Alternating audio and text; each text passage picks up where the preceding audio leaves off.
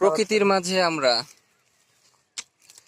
ভাতিজারি নিয়ে ঘুরতে আসলাম, শুধুমাত্র হচ্ছে এই সরিষার এই আবেশটা, রাইট রাইট। স্মৃতিটা রাখার জন্য।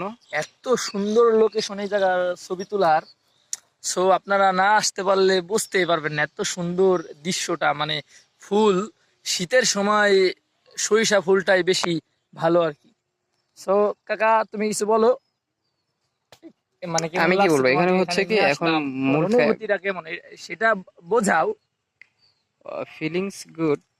এখানে হচ্ছে জাস্ট শীত তো প্রায় চলে যাচ্ছে, তো ভাতিজার রিকোয়েস্ট যে আমরা একটু শীতের এই মৌসুমে সরিষা ক্ষেতের মধ্যে ছবি তুলবো, একটা স্মৃতি ধরে রাখবো। বেসিক্যালি এই জন্যই এই সরিষা ক্ষেতে আসা এবং ছবি তোলা এবং ভিডিও করা, দ্যাটস ইট।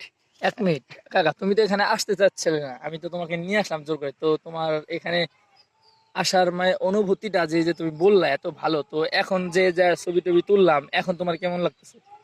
আমার কাছে তো অসাধারণ লাগতেছে আসলে। এটা অসাধারণ লাগারই কথা, কারণ একটা মুহূর্ত, ভালো লাগার মুহূর্তটা হচ্ছে ভালো লাগে।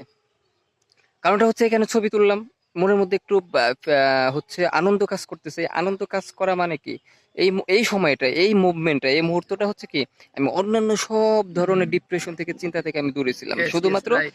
এই মুভমেন্টের মধ্যেই ছিলাম আর তো। আপনারা সবাই বেশি বেশি শীতের দিনে সরিষা খেতে আসবেন, এখানে আসলে মনটাও ভালো থাকে। সো ঘুরে যাবেন।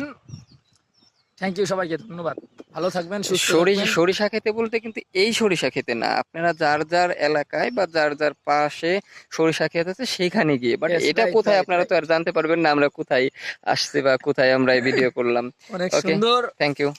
আর বেসিক্যালি আমি কিন্তু এটা ভাতিজার রিকোয়েস্টে আমি আইছি, যে আমরা ভাতিজা আমার বললো কাকা আমরা এই শীতের মৌসুমের এই ইয়াটা, স্মৃতিটা হচ্ছে রাখতে চাই, যে সরিষা খেতে একটা স্মৃতি আমাদের থাকবে, দ্যাটস ইট, এর জন্যই সবাই থ্যাংক ইউ। ভালো থাকবেন, সুস্থ থাকবেন।